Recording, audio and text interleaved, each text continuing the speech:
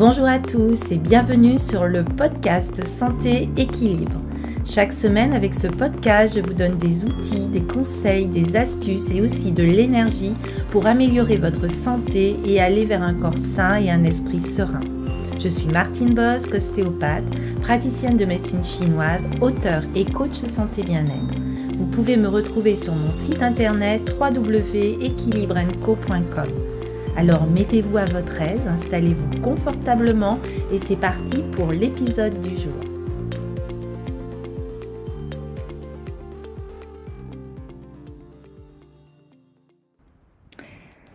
Hello à tous, ravie de vous retrouver dans ce nouvel épisode. Alors aujourd'hui je voulais parler avec vous de la communication non violente qui est connue aussi en abrégé sur la CNV. Et donc je reprendrai des mots qui sont des fenêtres ou bien ce sont des murs qui sont le livre de Marshall Rosenberg qui a été l'initiateur de la communication non violente. Alors cette communication non violente ou la CNV peut aussi s'appeler communication créative, communication empathique et c'est vraiment l'utilisation du terme non-violence au sens où l'entendait Gandhi pour désigner notre état naturel de bienveillance lorsqu'il ne reste plus en nous la moindre trace de violence. Car bien que nous puissions avoir l'impression que notre façon de parler n'a rien de violent, il arrive souvent que nos paroles soient source de souffrance pour autrui, mais aussi pour nous-mêmes. Alors, sur quoi repose cette fameuse communication non violente ou CNV? Elle repose sur une pratique du langage qui renforce notre aptitude à conserver nos qualités de cœur, même dans les conditions éprouvantes. Elle n'innove pas et tous ces principes sont connus depuis des siècles et son objectif est de nous rappeler ce qui fait la valeur profonde des interactions humaines et de nous aider à les vivre avec cette conscience. La communication non violente nous engage à reconsidérer la façon dont nous nous exprimons et d'où nous entendons l'autre. Les mots ne sont plus des réactions routinières et automatiques, mais deviennent des réponses réfléchies, émanant d'une prise de conscience de nos perceptions, de nos émotions et de nos désirs. Nous nous exprimons alors sincèrement et clairement, en portant sur l'autre un regard empreint de respect et d'empathie. Ainsi, dans tout échange, nous sommes à l'écoute de nos besoins les plus profonds, mais aussi de ceux de l'autre. La communication non violente aiguise notre sens de l'observation et nous incite à identifier les comportements et les situations qui nous couchent. Nous apprenons aussi à définir et à formuler clairement ce que nous souhaitons dans une situation donnée. Pour élémentaire qu'elle paraisse, cette démarche est un puissant moyen de transformation. Ainsi, en déjouant nos vieux schémas de défense, de retraite ou d'attaque, la communication non violente nous amène à une perception neuve de nous-mêmes et des autres, mais aussi à nos intentions et de nos relations. Elle modère les réactions de résistance, de défense ou d'agressivité. En effet, lorsqu'au lieu de critiquer et de juger, nous sommes attentifs à ce que nous observons, ressentons et désirons, nous découvrons l'ampleur de notre propre bonté naturelle. Parce qu'elle privilégie la qualité de l'écoute de soi et de l'autre, la communication non violente suscite le respect, mais aussi l'attention, l'empathie et engendre un désir mutuel de donner spontanément dans l'élan du cœur. Ainsi, bien que la CNV se présente comme un processus de communication ou un langage de bienveillance, elle est plus qu'un processus ou un langage. C'est une invitation permanente à concentrer notre attention là où nous avons le plus de chances de trouver ce que nous recherchons. Et Marshall Rosenberg racontait souvent l'histoire de cet homme, un rien éméché, qui cherchait quelque chose à quatre pattes au pied d'un lampadaire. Un policier passant par là lui demanda ce qu'il fabriquait. « Je cherche mes clés de voiture, répondit-il. « Mais vous les avez perdues par ici ?» demanda le policier. « Non, répliqua-t-il. Elles sont tombées dans l'allée. » Puis voyant l'air déconcerté de l'agent, il s'empressa d'ajouter « Mais c'est beaucoup mieux éclairé ici. » Et ainsi on peut se rendre compte que par nos conditionnements culturels, nous avons tendance à focaliser notre attention là où il y a peu de chances d'obtenir ce que nous désirons. Et c'est pour ça que la communication non violente nous permet d'apprendre à porter notre attention ou à orienter notre conscience sur ce qui pourrait se livrer, ce que je recherche et ce que nous recherchons. Et ce que nous recherchons dans la vie, c'est vraiment la bienveillance, c'est cet échange avec autrui, motivé par un élan du cœur réciproque. Ainsi, lorsque nous donnons spontanément, nous éprouvons de la joie de celui qui, du fond du cœur, apporte quelque chose à autrui. Ce type de don enrichit autant le destinataire que celui qui donne. Le premier l'apprécie sans craindre les arrière-pensées qui l'accompagnent, les dons motivés par la peur, la culpabilité, la honte ou l'appât du gain. Et le second est comblé, car par son geste, il a contribué au bien-être de l'autre. Alors la communication non violente peut tout à fait être utilisée avec des interlocuteurs étrangers à ce type de communication, même voire indifférents ou hostiles.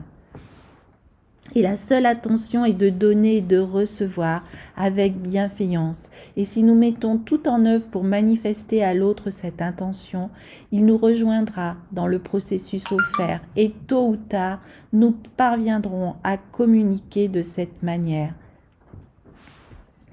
C'est la démarche de la communication non violente. Pour parvenir à un désir réciproque de donner du fond du cœur, nous focalisons notre attention sur 4 points qui constituent les 4 composantes de la communication non violente. L'observation, les sentiments, les besoins et les demandes.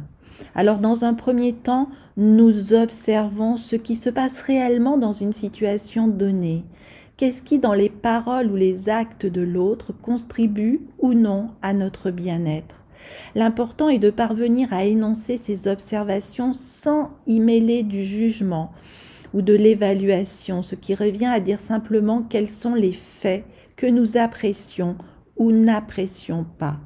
Puis nous disons ce que nous ressentons en présence de ces faits. Est-ce que nous sommes tristes? Est-ce que nous sommes joyeux, inquiets, amusés, fâchés? En troisième lieu, nous précisons les besoins qui sont à l'origine de ces sentiments. Et c'est la conscience de ces 3 composantes qui nous permet de nous exprimer clairement et sincèrement en CNV. Ainsi, une partie de la CNV vise à exprimer très clairement ces 4 éléments d'information, soit en les verbalisant, soit par d'autres moyens. Et l'autre aspect consiste à recevoir ces 4 mêmes éléments d'information de la part de notre interlocuteur. Dans le message qu'il nous adresse, nous cherchons tout d'abord à percevoir les faits qu'il observe, ce qu'il ressent et les besoins qu'il éprouve, puis à identifier ce qui pourrait contribuer à son bien-être en écoutant le 4e élément, la demande. Ainsi, en focalisant notre attention sur ces 4 points, l'observation, les sentiments, les besoins et les demandes, et en aidant l'autre à suivre la même démarche, nous établissons un courant de communication qui débouche tout naturellement sur de la bienveillance. Je dis ce que j'observe, ce que je ressens et désire, et ce que je demande pour mon mieux-être. J'entends ce que tu observes, ressens et désires, et ce que tu demandes pour ton mieux-être. Ainsi, la démarche de la CNV pourrait se résumer à « j'observe un comportement concret qui affecte mon bien-être ». Je réagis à ce comportement par un sentiment. Je cerne les désirs, besoins ou valeurs qui ont éveillé ce sentiment. Je demande à l'autre des actions concrètes qui contribueront à mon bien-être. Et lorsque nous suivons cette démarche, nous pouvons commencer soit par l'expression des 4 éléments nous concernant, soit par l'accueil empathique de ces 4 éléments dans l'expression de l'autre. Ainsi, les 2 phases de la CNV sont premièrement exprimer notre sincérité en utilisant les 4 composantes et deuxièmement, écouter avec empathie en utilisant les 4 composantes.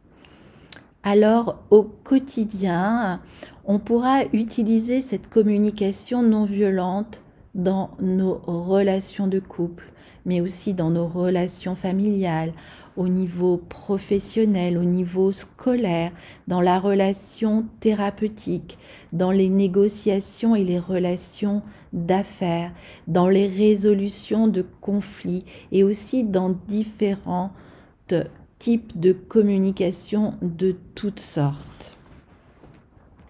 Alors, en résumé, la communication non violente ou CNV va nous aider à renouer avec nous-mêmes comme avec les autres en laissant libre cours à notre bienveillance naturelle.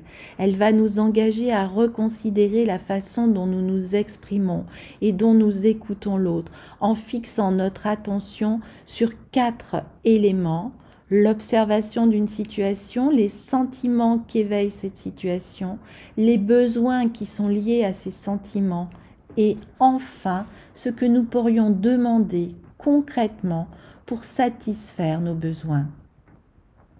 La communication non violente suscite donc la qualité d'écoute, le respect, l'empathie et fait naître un courant de générosité réciproque. Alors certaines personnes utilisent la CNV pour mieux cerner leurs propres besoins, d'autres pour approfondir une relation de couple ou établir des relations professionnelles, familiales, efficaces ou gérer même des situations. Et dans de nombreux pays, des individus y ont recours pour dénouer toutes sortes de différends et de conflits. Voilà, pour cette communication non violente que je vous demande de mettre en pratique avec ces 4 éléments pour vraiment aller vers un élan du cœur qui est si important aussi. Et nous terminerons ce podcast avec une citation justement de Marshall Rosenberg. Ce que je recherche dans la vie, c'est la bienveillance, un échange avec les autres, motivé par un élan du cœur réciproque. Voilà, je vous souhaite de tout corps et de tout cœur vraiment d'être dans cette communication non violente dans votre quotidien. Et je vous dis à très bientôt pour un tout nouvel épisode. Portez-vous bien.